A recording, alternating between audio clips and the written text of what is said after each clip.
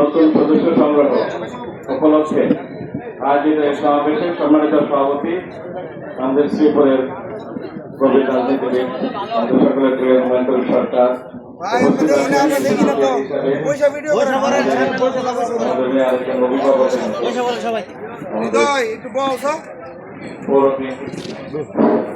সভাপতি আমাদের জেলা বিএনপির আহ্বায়ক কমিটির অন্যতম সদস্য জনাব আবুল মনসুর মন্ডল উপস্থিত আছেন। পৌর বিএনপির সদস্য সচিব আবার বিল্লাল হোসেন ব্যাপারী, এক নম্বর যুগ্ম আহ্বায়ক আনোয়ার হোসেন ব্যাপারী, উপস্থিত আছেন অ্যাডভোকেট আহসান কবির, আমাদের মহিলা দলের জেলার সেক্রেটারি, আমাদের গুলনাহার, আমাদের পৌর সভাপতি পারভিন, আমাদের বিল্লাল, আমাদের আবুল প্রধান, ফুটন প্রধান, সাইফুল্লাহ কই চলে গেছে, পিছন কিছু যাই হোক, আমরা আসলে যারা বিএনপি করি, যারা বিএনপিকে ভালোবাসি, বিএনপির আদর্শে বিশ্বাস করি এবং বিএনপির মঙ্গল কামনা করি, তারা আমরা সবাই ঐক্যবদ্ধ। আমরা দেখেছেন যে সম্পূর্ণ নিয়মতান্ত্রিক ভাবে আমাদের জেলা বিএনপি কমিটি রয়েছে। জেলা বিএনপির কমিটি বিচার বিশ্লেষণ করে, অনেকের সাথে পরামর্শ করে, অনেকের সাথে কথা বলে, অনেকের পরামর্শ নিয়ে নানা পর্যায়ে নেতাকর্মীদের মতামত যাচাই করে এই পৌর বিএনপির কমিটি গঠন করা হয়।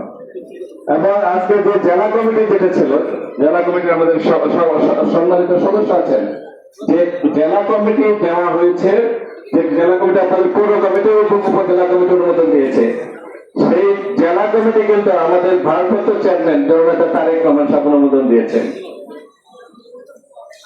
ঠিক আছে, আজকে আপনারা যদি সত্যি বাংলাদেশ জাতীয়তাবাদী দলের আদর্শ বিশ্বাসী হন, বিএনপির মঙ্গল কামনা করেন, দেশের ভালো চান, তাহলে আমরা নানান কিছু দেখি যেটা আসলে যার বিরুদ্ধে আমরা যদি সোচ্চার হই বা ব্যবস্থা নেই, তাহলে পরিস্থিতি অন্যরকম হবে। আমরা সেটাকে যেতে চাই না। আমি একটা কথা স্পষ্ট ভাবে বলি, যারা এগুলি করছেন, এগুলির খুব বেশি গুরুত্ব বিএনপির কাছে নাই। কারণ শ্রীপুরের 98% বিএনপির নেতা কর্মী ঐক্যবদ্ধ।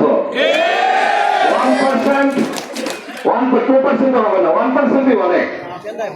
1% হয়তো এদিক ওদিক বিভ্রান্ত হয়েছেন। একজন সভাপতি হলে তার সারা জীবন সভাপতি থাকতে হবে, এরকম কোনো কথা নাই। প্রতিযোগিতা, এই প্রতিযোগিতামূলক দেশ, সবকিছু সমাজ প্রতিযোগিতামূলক। এই সমাজে আপনাকে প্রতিযোগিতা করে এগিয়ে যেতে হবে। আর আমি ডাক্তার বাচ্চু, আমি জানি না এরকম কোন জিনিস নাই, এটা বললাম না, আমি সব জানি। আজকে আপনারা যারা আজকে যুগান্তর পড়েছেন কিনা তা দেখেছেন, যুগান্তর পড়েছেন? আজকে যুগান্তর একটা রিপোর্ট আছে, এটা রিপোর্টটা হলো যে আওয়ামী লীগ এই গাজীপুরে 1 লক্ষ লোকের সমাবেশ করার চেষ্টা করতেছে। যদি আমার রিপোর্টটা পড়ে আমার মানে বিশ্বাসযোগ্য মনে হয় না, এটা ওনারা কোথায় পেল যে 1 লক্ষ লোকের সমাবেশ আওয়ামী লীগ করে ফেলবে, এটা আমার কাছে বিশ্বাসযোগ্য মনে হয় নাই। তবে এরকম একটা রিপোর্ট করেছে, আপনারা দেখবেন। কারণটা কি? কিছুদিন আগে আপনারা দেখেছেন এস আলম, যে বাংলাদেশের সম্পদ ব্যাংক লুটপাট করে বিদেশে সবচেয়ে বেশি টাকা পাচার করেছে। এবং শেখ পরিবারের, শেখ হাসিনার পরিবারের, শেখ রেহানার পরিবারের, তাদের পরিবারের যত টাকা তাদের পারিবারিক ভাবে পাচার করেছে হলো এস আলমের মাধ্যমে। এই এস আলমের সাথে শেখ হাসিনার দিল্লিতে বৈঠক হয়েছে। সেইখানে শেখ হাসিনা এস আলমের কাছে 4,500 কোটি টাকা চেয়েছে। এস আলম তাৎক্ষণিক ভাবে 2,500 কোটি টাকা দিয়েছে। সেই টাকা দিয়ে সারা বাংলাদেশে তারা বিশৃঙ্খলা অবস্থা তৈরি করবে, অরাজকতা তৈরি করবে। আপনারা দেখেছেন নানান জায়গায় কিন্তু যে মিছিল হয়, কি হঠাৎ করে কি মিছিল বলে এটা জটিকা মিছিল, মানে জটিকা, এখানে আমাদের একটা ট্রেন ছিল জটিকা ট্রেন, মানে কি দ্রুত চলতে বলে এটা নাম জটিকা, দ্রুত মিছিল, জটিকা মিছিল ছিল। যে যাই হোক, এগুলো হচ্ছে আপনার 234 বিলিয়ন ডলার এই দেশ থেকে পাচার করেছে তারা আবার এখানে জটিকা মিছিল 234 বিলিয়ন ডলার মানে কত প্রায় 26 লক্ষ কোটি টাকা। আমাকে 1 লক্ষ কোটি লাগবে না, 50,000 কোটি টাকা দিতে পারেন, আমি শ্রীপুরের চেহারা পাল্টে দিতে পারবো ইনশাআল্লাহ। সেই দলের লোকেরা আবার জটিকা মিছিল করে। অনেকের আচরণে মনে হয় যে তারা কোনো বিভ্রান্তিতে পড়েছে কিনা, তারা কারো অশুভ শক্তির এজেন্ট হিসেবে কাজ করছে কিনা। সেখানে আমাদের নেতা, আমাদের ভারপ্রাপ্ত চেয়ারম্যান জনতা তারেক রহমানের অনুমোদিত জেলা কমিটি অনুমোদিত পৌর কমিটি এবং উপজেলা কমিটি অনুমোদিত ইউনিয়ন কমিটি, আজকে এই যে এত সিস্টেম মতো কোনদিন কমিটি দেখছেন? প্রথমে 3টা করে ওয়ার্ড আপনারা একসাথে কর্মী সমাবেশ করছেন, সবার শক্তি দেখতে চাইছেন, কারা মিছিল নিয়ে আসছে আমার চোখে পাশে কোনো কারা কত বড় মিছিল নিয়ে আসছে আমরা কিন্তু দেখছি।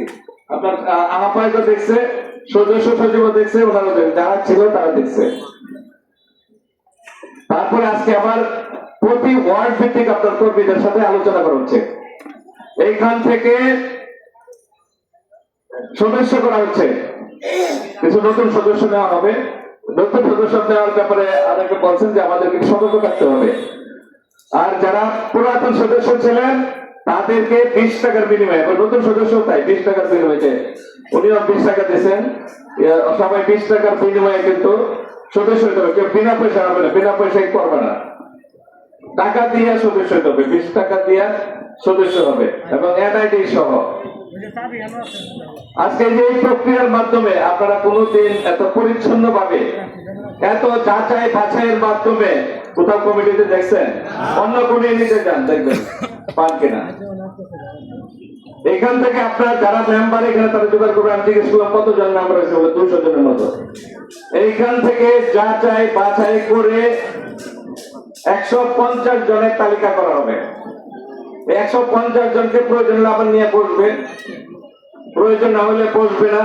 যে আলাপ আলোচনার মাধ্যমে 150 জনকে নিয়ে আলাপ আলোচনা করে 71 সদস্যের কমিটি করবে, ঠিক আছে? তখন শেষ কমিটি যেটা হবে সেটা শক্তিশালী কমিটি হবে না দুর্বল কমিটি হবে? তাহলে দোষটা কোথায়, ত্রুটিটা কোথায়, ভুলটা কোথায়? ভুলটা হলো কোথায়? তাদের নিজে না থাকতে পারলে আমার কাছে অবাক লাগে, একজন যদি আহ্বায়ক না হইতে পারে, তাকে যদি সদস্য থাকে, আমি তো কমিটিতে নাই। আরে বাবা তুমি কমিটি নাই, তুমি সদস্য আছো না? না সদস্য আমি তো কমিটিতে নাই, বুঝছেন না? এগুলি বিভিন্ন জায়গায় দৌড়াদৌড়ি ছুটাছুটি দেখুন, দৌড়াতে থাকুন। আমি অনুরোধ করবো যে আপনারা ঐক্যবদ্ধ থাকবেন, এবং দেখবেন যে আপনাদেরই বিজয় হবে, দলের বিজয় হবে। আগামী দিনে বিএনপি শক্তিশালী ভিত্তির উপর দাঁড়ালে শান্তিতে তো ঘুমাইতে পারবেন, বাসায় কেউ ঘুমাইতে পারেন নাই, কোন মিটিং এ যেতে পারেন নাই, ট্রেনে উঠতে পারেন, ট্রেন থেকে নামলে অ্যারেস্ট করে নিয়ে গেছে। এই অবস্থা আমরা আর বক্তব্য দীর্ঘায়িত করবো না। আমি ঐক্যের আহ্বান জানাই, যারা ভুল পথে আছেন এবং যারা ভুল পথে পরিচালনার নেতৃত্ব দিচ্ছেন তাদের ব্যাপারে আপনারা সতর্ক দৃষ্টি রাখবেন। তারা অন্য কারো এজেন্ট হিসাবে স্বৈরাচারের দোষর হিসেবে কাজ করছে কিনা সেটা আমাদের যাচাই বাছাই করতে হবে। সবাইকে ধন্যবাদ জানিয়ে, সবাইকে ঐক্যবদ্ধ থাকার আবারও আহ্বান জানিয়ে আমার বক্তব্য শেষ করছি। ধন্যবাদ। বাংলাদেশ জিন্দাবাদ, বাংলাদেশ জাতীয়তাবাদী দল জিন্দাবাদ।